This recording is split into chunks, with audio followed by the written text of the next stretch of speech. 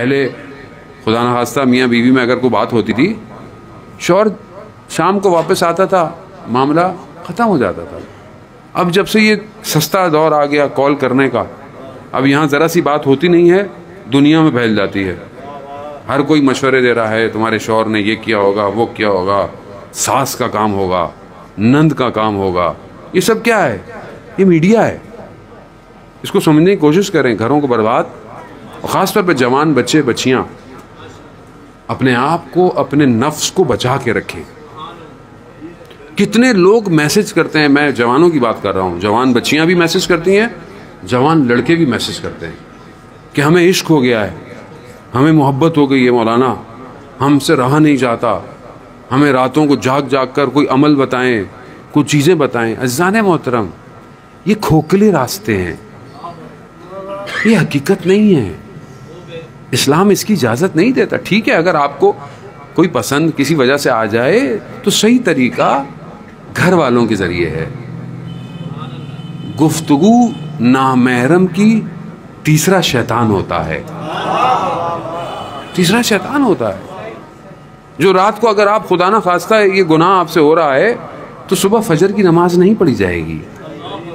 کیسے پڑھیں گے فجر کی نماز آپ جب گناہ ہو؟ اپنے آپ کو بچائیں، ان چکروں میں نہ پڑیں، اپنی زندگی کا ہدف معین کریں.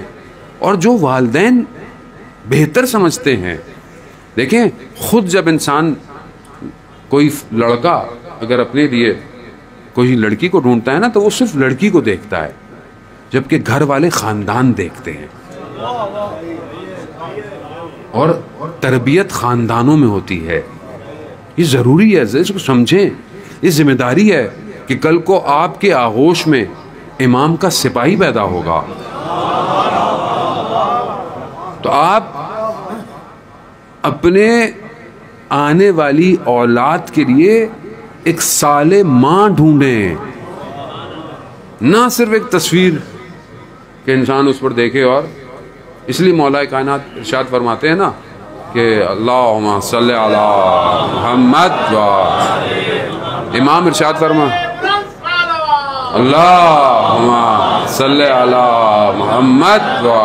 تمہارے نفس کی کم سے کم قیمت جنت ہے،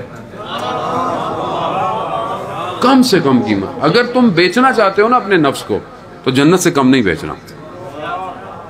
ایک تصویر کی خاطر، ایک تعلق کی خاطر، ایک بات کی خاطر نہیں. جنت کم سے کم جنت ہے. اور جنت میں سب سے اونچا مقام اصحاب امام حسین کا ہے. جنت کی نعمتیں تمنا کریں گی کہ یہ ایک نگاہ ہمیں دیکھ لیں، مگر نہیں دیکھیں گے. کیوں؟ کیونکہ ان کی جنت حسین ہے،